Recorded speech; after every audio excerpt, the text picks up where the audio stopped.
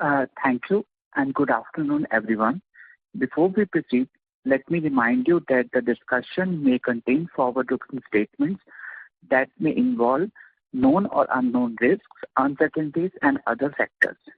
It must be viewed in conjunction with our business risks that could cause future results, performance, or achievements to differ significantly from what is expressed or implied by such forward-looking statements. To take us through the financial results and developments and to answer your questions today, we have the senior management of Salasar Techno Engineering, represented by Mr. Shashank Agarwal, Joint Managing Director, and Mr. Pramod Kumar Kala, Chief Financial Officer. We will start the call with a brief overview of the past quarter by Mr. Agarwal, followed by a Q&A session. I am now hand over the call to Mr. Shashank Agarwal. Over to you, sir. Thank you. And good afternoon, everyone. On behalf of Salasar Techno Engineering Limited, I welcome you all on the Q4 and FY22 earnings call. I hope everybody is safe and is in good health. We have already uploaded the investor presentation on the company website and the stock exchanges, and I hope you have gone through the same. Salasar, with its established market presence and a strong track record, have been delivering a consistent performance over the years, underpinned by its positive financial metrics and robust order book. Repeat orders from well-known customers, including Indus Towers, American Towers, Reliance Jio, Indian Railways, State Electricity Boards, and many other customers, provide ample opportunity for us to maintain the growth momentum with a low counterparty risk in terms of payments.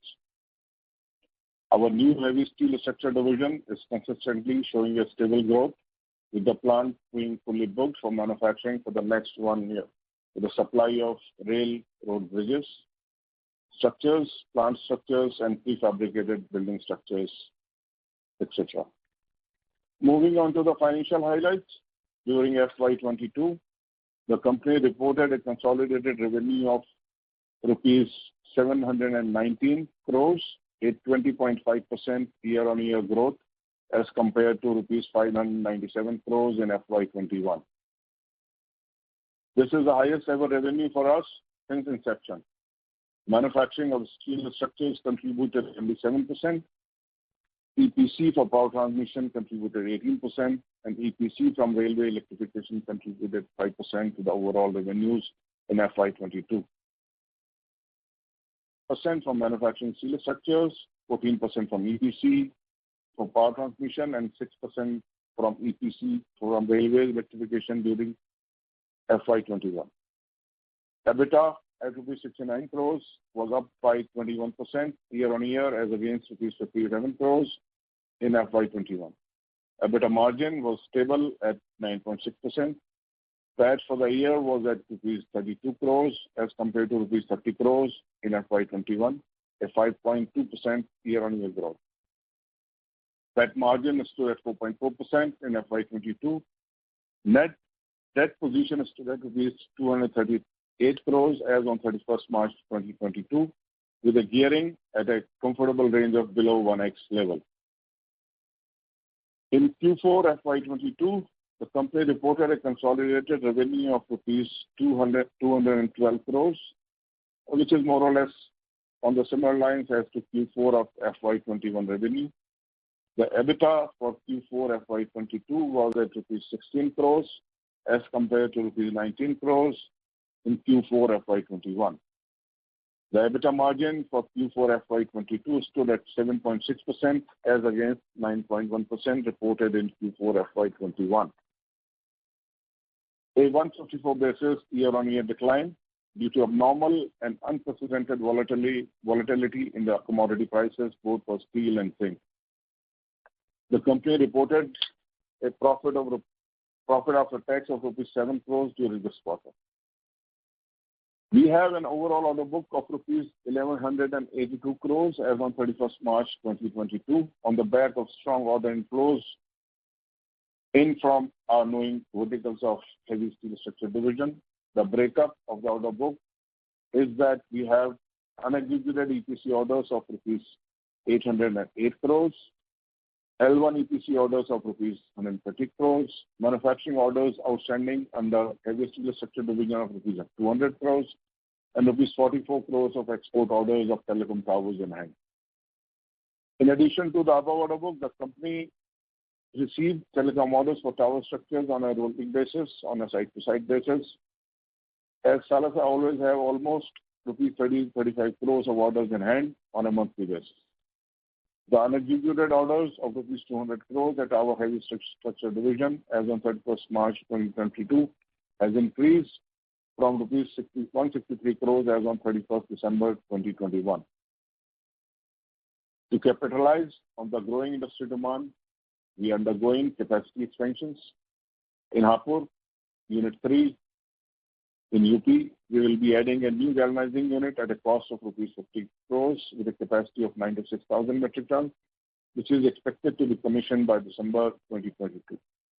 The total galvanizing would thus reach to almost 2 lakh metric ton capacity after the commissioning of this new facility. Under heavy steel structure division, also we are coming up with a second plant of 15,000 tons metric ton capacity at Bhilai, Chhattisgarh at a cost of rupees 60 crores. This plant is also expected to be commissioned by December 2022 and will help us to tap opportunities in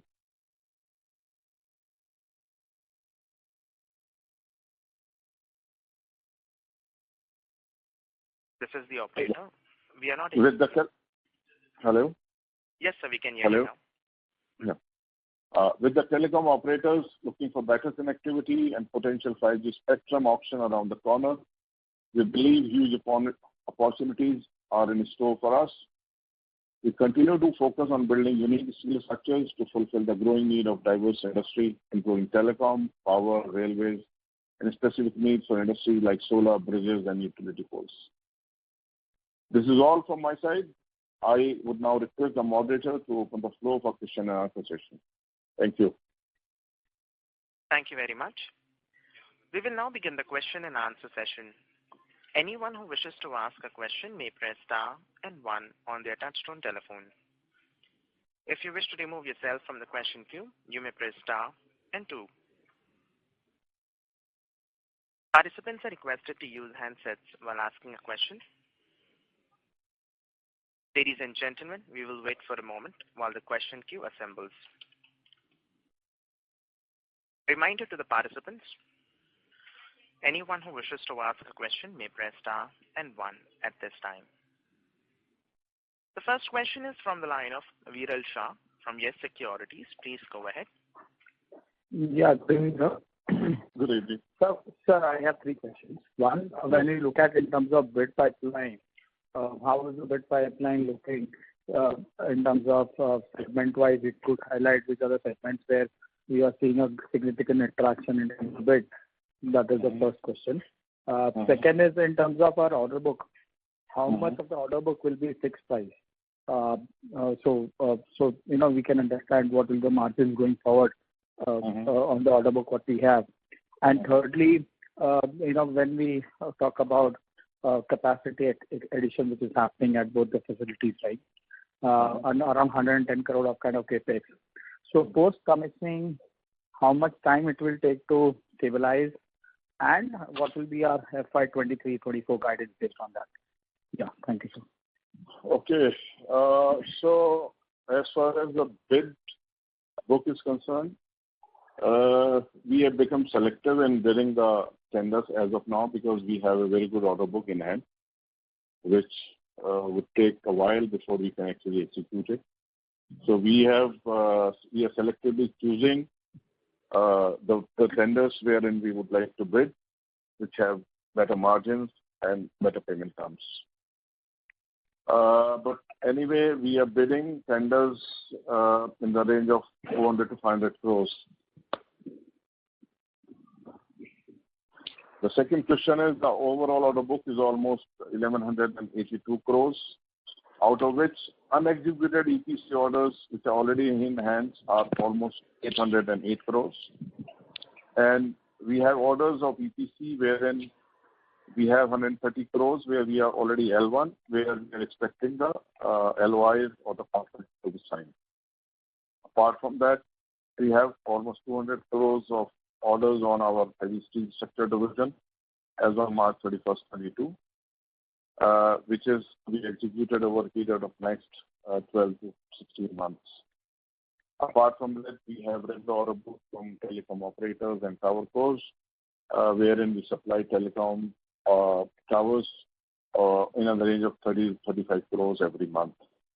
As far as the segment is concerned, in EPC, the orders are mostly for power transmission lines and substations and railways.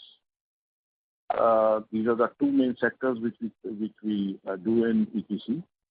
And in terms of transmission, we have almost 361 crores, and in railways we have almost 384 crores, and others is 61 crores, which are some other jobs which are similar to a transmission or transmission.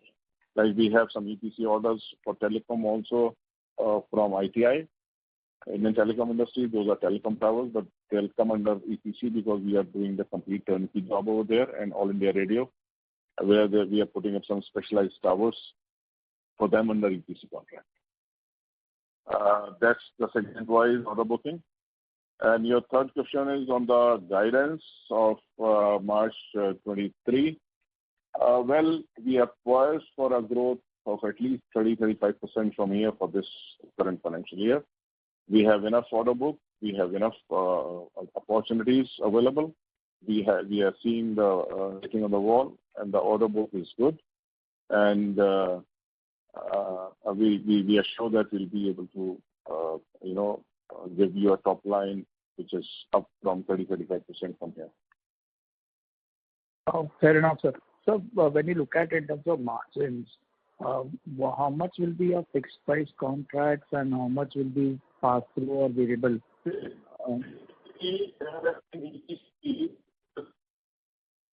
is the operator, sir. The audio is breaking from your line. Please check.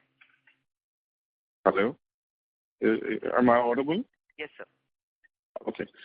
So to answer to that question, only one or two contracts which are fixed price contracts.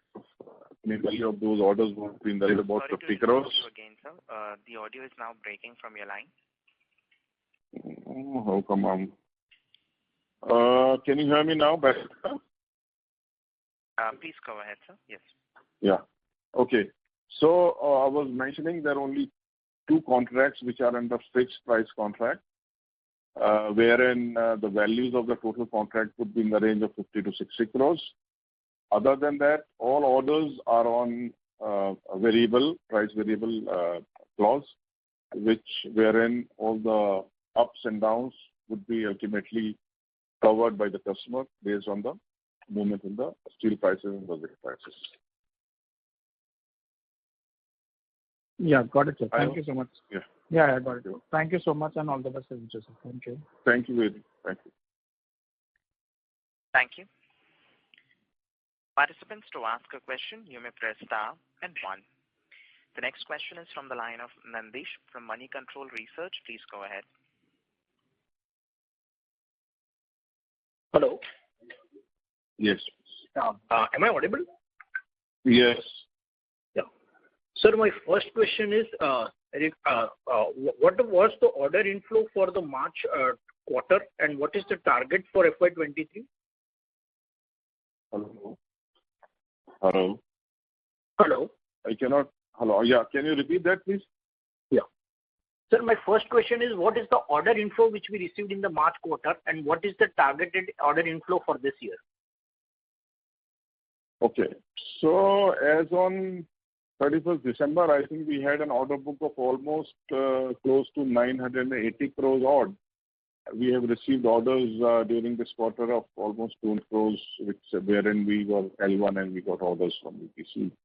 And during this year, we have already received orders of almost, we're talking about April and May.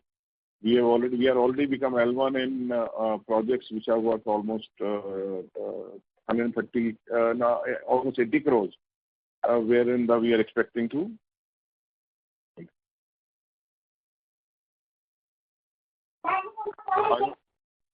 I hope that covers your question.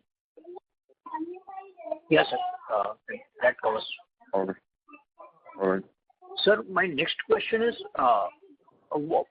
we have seen a bit of volatility in operating margins. What is the sustainable operating margins can we expect in the total business?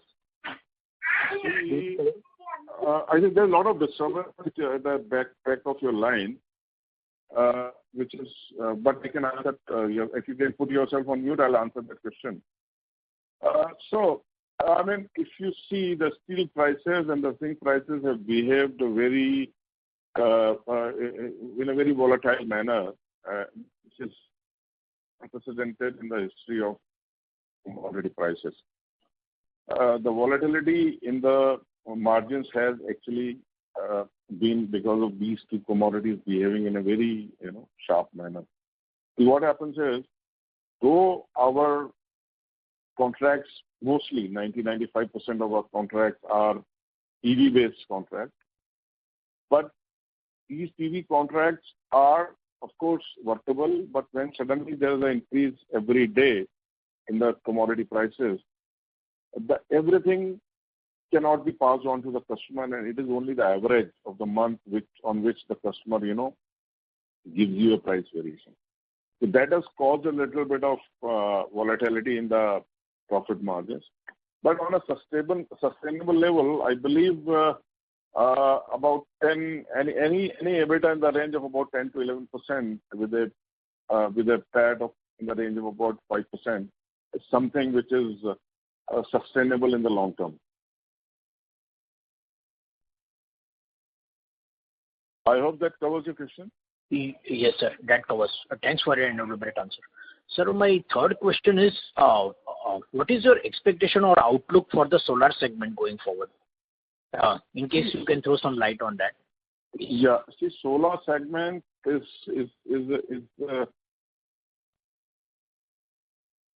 actually happened is the prices of energy which is being generated from the solar sector has actually come down heavily during past few years.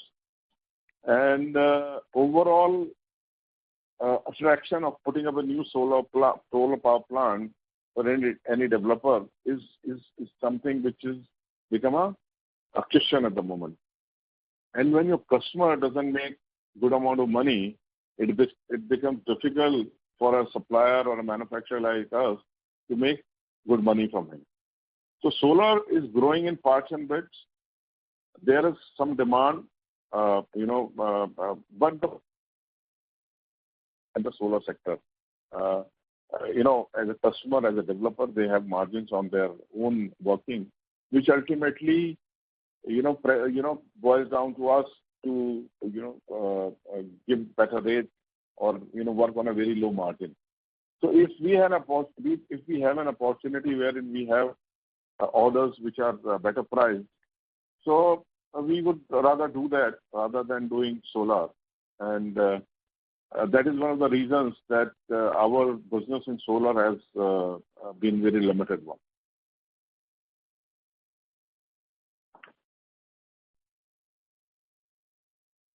This is Hello. Mr. Nandish, Yes. Is that answer your question?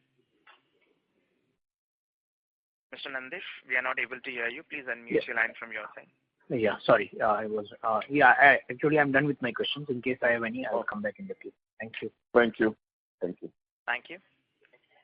The next question is from the line of Mihir Desai from Desai Investments. Please go ahead. Thank you for the opportunity.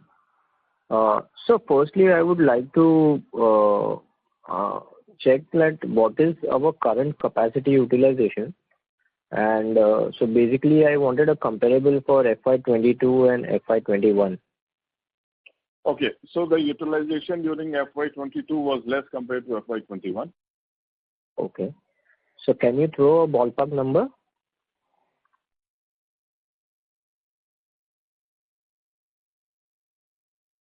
Hello? 55% capacity. Sir, Can you? This is the operator. Sorry to interrupt you. Sir, there is an audio loss from your line. I would request you to please repeat yourself. Hello? Is it better? Yes. Hello? Okay. So I was saying that compared to FY21, we operated at a lesser capacity in FY22. In FY22, the capacity utilization was almost 60% compared to 75% last year. One of the main reasons for less capacity utilization has been the abnormal movement in the commodity prices.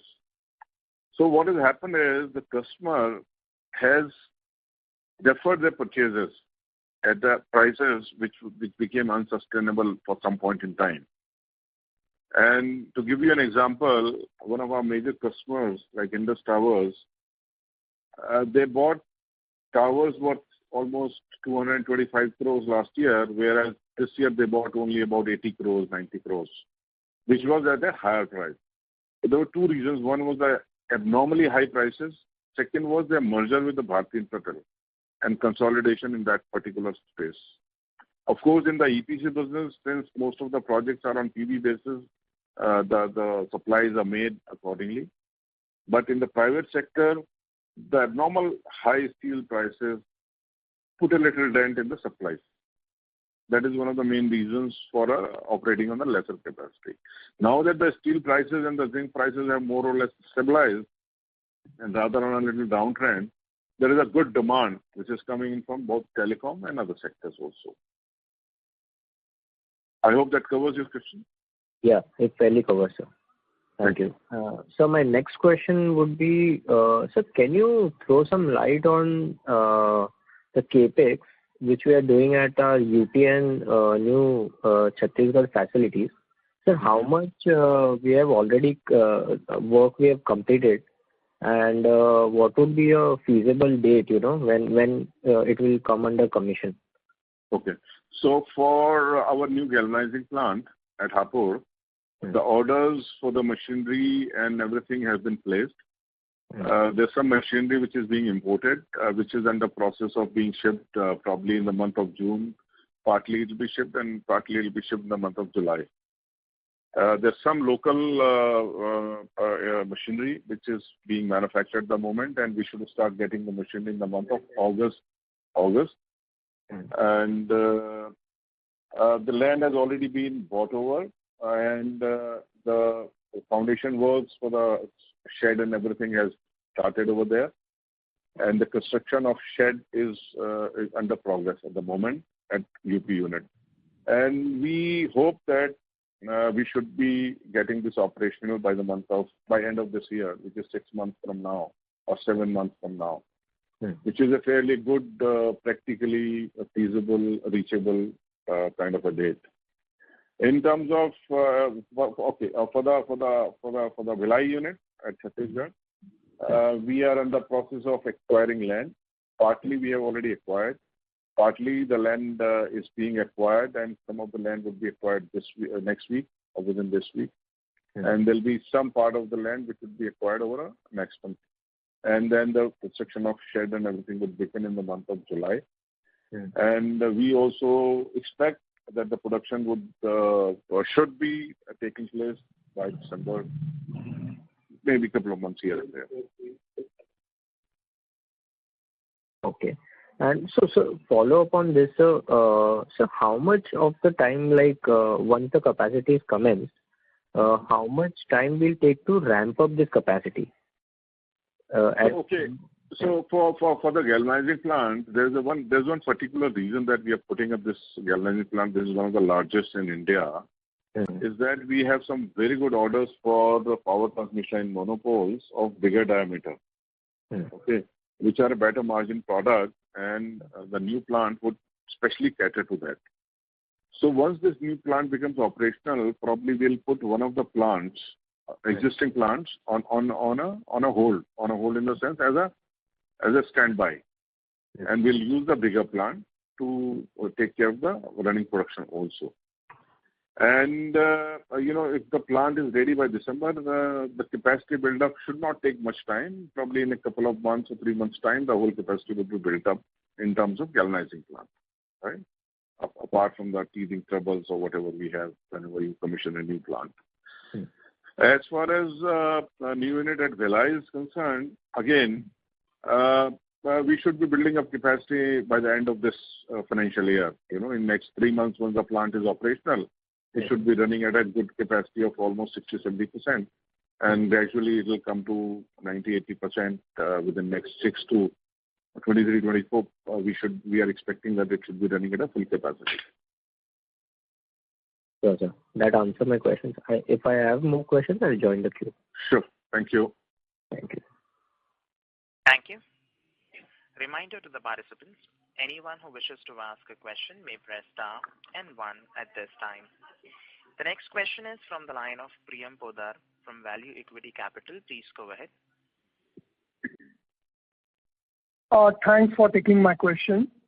I have 3 of them. So this is with regards to the telecom technology. So if you can help me out, what is the breakup of the order book between 3G and 4G connectivity? Any new bidding that we have done in this? When can we expect some traction for 5G technology? And if we are seeing any orders for 5G technology, can we expect some margin improvement? Okay. So to basically clarify, there is nothing called when we are supplying towers. There's no difference between 3G, 4G, or 5G. So you have to understand that the towers which are running of 4G, they would be mounted with 5G antennas as well. Plus, to enhance the capacity, there will be a lot of fill-in sites wherein only 5G antenna will be mounted and used. So right now, the focus of all the companies is to increase the connectivity. And for that, since 3G is almost obsolete, 2G is running in the rural areas. The idea is to increase the 4G connectivity in the rural areas as the demand for internet and internet-related applications is increasing in the rural areas by a tremendous percentage. So all the companies have geared up to actually increase their presence in the rural areas, and they're increasing their capacity in 4G areas. So the towers which are being put up in the rural areas at the moment are typically being put to cater to increase the capacity of 4G. And of course, these towers would also be used to put up antennas for 5G. That's how these towers have been designed.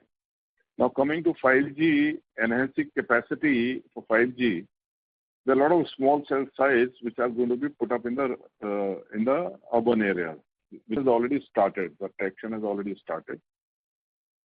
5G spectrum is just around the corner. We were expecting it to happen. It has to be done as per the earlier announced policy by the end of June. But it might be announced maybe any day or maybe next month. It is anyone's guess when the government decides to auction that. But the companies are already gearing up for increasing their 5G presence, and they've already started putting up a lot of small cell sites in the urban areas. Of course, the sizes of towers have gone down in terms of tonnage, in terms of height, but the numbers have actually increased. I have mentioned earlier also in my interaction with a lot of people. Today, India has little more than 600,000 towers, which actually give it almost around 800,000 points of connectivity in terms of the shared towers.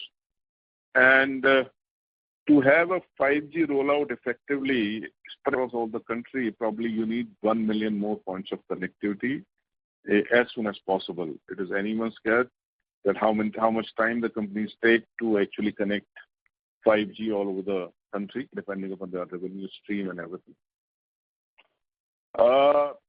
So the opportunity is huge. It is anyone's guess. There are industry leaders who've been talking about this. There are people who are going through this. But yes, the traction for the rollouts in the telecom sector has started. It is much better compared to last year. And as soon as 5G is auctioned, as I said, a lot of activity would further happen. I hope your question is covered. Do you need Yes, yes. But that counts with a margin improvement, right? If we get well, for us, we are selling steel, right? And correct. typically in steel, whether you're making a 100 kg part or a 1000 kg part, typically the manufacturing cost, remains the same. I mean, on a per kg basis, more or less. So the buying price also for a customer remains more or less same per kg basis. So as such, the margins would improve only from the point of view of the capacity utilization and better efficiency at our end, not because the customer starts buying something which is at a higher price. The customer is not going to buy it at a higher price because it's 5G and we can command a premium for that. No. It will only come from our internal operations. Okay. If I can squeeze one more. Yes. Do we need to have any additional capacity for providing 5G towers? No, not at all. Not at all. So our existing capacity would be able to serve if there is any more demand for this 5G. Yes, we have enough capacity available. Plus, as I said, we are already building a new galvanizing plant that will give us enough capacity to produce anything which is required. Thank you so much. If I have more questions, I'll be back in the queue. Thank you. Thank you. Participants, to ask a question, you may press star and 1. The next question is from the line of Priyansh Desai from Keynote Financial Services. Please go ahead. Yeah, hello. So my question was largely seen in the line of 5G, so I think this has been answered well. So I think I am done here. All right. Thank you. Thank you. Thank you. Reminder to the participants, anyone who wishes to ask a question may press star and 1 at this time. The next question is from the line of Priyam Podar from Value Equity Capital. Please go ahead. Thank you for the opportunity once again. This is pertaining to our balance sheet. What will be the outstanding data number, which includes the retention amount? And if you can highlight the cost of capital or the interest rate that we are bound to pay for them. Yeah. So Mr. Pramod, who's with me, our CFO, is going to answer this question. I'll just move. So as far as debtors are concerned, our debtors are in the range of 250 crores. And as far as capital cost is concerned, it is around 7% annual. As far as retention is concerned, the debtors only include retention of 25 crores. Out of 250 crores, 25 crore retention is there. And another 25 crore retention which has been shown as security deposit. Okay, thank you. And just one more question. If you can let us know the rationale behind the stock split from rupees 10 to face value rupees 1. I believe currently we are trading at in the range of 240, 250 range. So why the need of stock split at this juncture? See, if you see in the market, there is a less float of equity, and sometimes some investors have actually approached us that there's less liquidity available in the market. This is primarily the reason for splitting and nothing else. Okay. Thank you so much. Thank you. Thank you. Participants, to ask a question, you may press star and 1. The next question is a follow-up question from the line of Mihir Desai from Desai Investments. Please go ahead. Thank you for giving me the opportunity again. Sir, I just wanted to ask you that in our last presentation, if I compare, the capex cost planned for Bhilai unit was somewhere around 40 crores, and now it is reflecting around 60 crores. So, sir, can you please throw some light?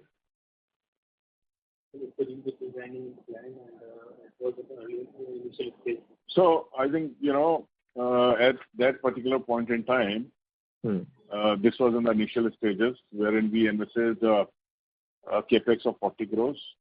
But keeping in mind the current trend and the requirement of kind of structures which are in demand now, the plant has been sort of redesigned, and we are expecting more capex in that. That's the reason. Okay. So, and one bookkeeping question, sir. What are the current debt levels and cash levels in the book? So debt level, it is we are having 190 crores. And Sorry to interrupt you, sir. We are not able to hear your audio clearly. is it now I am audible? Yes, sir. Yeah. So our current debt level is around 235 crores, which includes 190 crores of CCS and 45 crores of BCS. And what was your second question? About the cash. So cash, what you want to ask exactly? Cash in hand is around 10 crores in the books. Okay. And going forward, we look the debt levels at this current levels, or do we see that it hiking to some? So just to explain you that as far as the GI plant is concerned, which new GI galvanization plant, we have not yet taken any disbursement for that particular capex. Now that capex disbursement will be there in this financial year. And as far as Bhilai is concerned, we will be applying to the bank for the term loan for financing the term loan. Okay. So these two loans will increase in the books as for the capacity enhancement. Understood, sir. Understood. And sir, one macro question which I had, sir, how are you looking at the industry panning around? And, how do you see, which are the pockets which you are targeting for, say, coming years for, growth going forward? So, Shashank sir will answer this question. Yeah. Okay. So, of course, power transmission is one. Telecom is another one. Telecom is going to grow at a good pace in next couple of years, wherein we see a lot of traction coming in, which has already started actually, to be honest.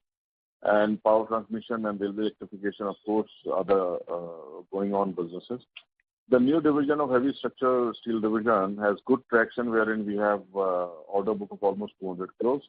And we are targeting the industry over there. See, we have received a very good breakthrough in that sector, wherein we have, the new unit which was started last year was approved by L&T and Japanese consortium for making the bridges for the bullet train project, which is going to be built from Ahmedabad to Mumbai. So for that particular project, we are building almost 10,000 tons of structures for the bridges, and this is going to go for next couple of years, right? And as soon as probably these structures are under process and being delivered, I'm sure government has already announced more such projects. As I believe, 7 more projects have been announced for bullet train. So we being one of the first movers in that particular sector would definitely have an advantage over the years to come.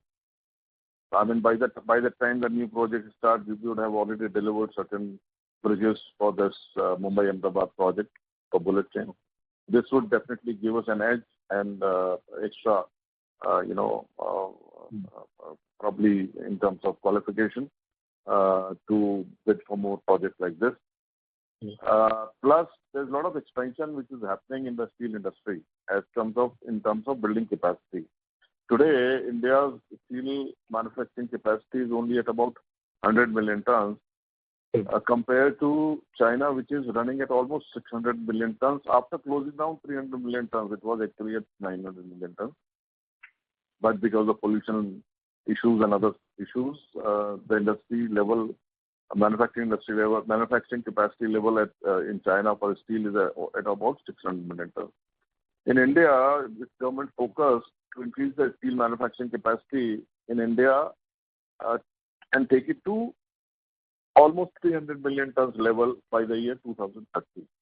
So all the big wigs like Jindal, Tata, POSCO, ArcelorMittal, They are on the expansion plan. They are running on the expansion plans and building capacities for the steel manufacturing. That gives us a good business growth area wherein we would help them in putting up those plants and building structures for them. To build a new steel plant, you need millions of tons of steel to build that particular capacity. And all those structures, we are experts in building. That is also one of the first areas where we are pushing ourselves. I hope that covers your question. Yes, sir. Fairly covered it. So just last question on peers. So when I want to compare our company with listed or unlisted peers in the market, so who are the companies that we can or we should select? See, I'll tell you, to be honest, with the kind of product that we deliver and deal in, there's no one whom you can compare us apple to apple. Okay. See, KEC, for that matter, does only EPC business of power transmission lines and railway electrification, plus manufacturing. So you can compare our EPC business with them, right? In telecom, we have the maximum number of products which we offer to our customers, and we are market leaders in telecom, I can proudly say that. And there's no one else in the market whom you can actually compare us with. I mean, nobody has that kind of product range what we have, right? So it's a mix of entities whom you can compare us partly. You can partly compare us with KEC, you can partly compare us with Skipper, you can partly compare us with Kalpam in the listed entities, right? In the unlisted space, probably there are a couple of other manufacturers who are dealing only in telecom. You can probably compare us with them. Okay. Yeah. Okay. Sure, sir. I think that's all from my end. Thank you. Thank you. Thank you. Reminder to the participants, anyone who wishes to ask a question may press star and 1 at this time.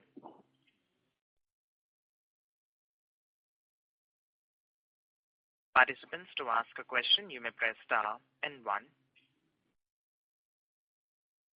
As there are no further questions from the participants, I would now like to hand the conference over to the management for closing comments. I think since there are no more questions, we can, but I believe that it was a good session with each one of you. And I would like to thank once again all of you for joining us for this call today. Your questions, of course, were insightful, and I appreciate your interest in Salasar Techno Engineering. FY22 has been a strong one, and we remain committed to uphold our operational excellence and deliver growth consistently. I look forward to speaking to you all once again during our next quarter meeting. Meanwhile, please feel free to reach out to our IR team at Ernst & Young for any clarifications or feedback. Thank you, everyone. Thank you. Thank you, everyone. Thanks, everyone. Thank you. Ladies and gentlemen, on behalf of Salasar Techno Engineering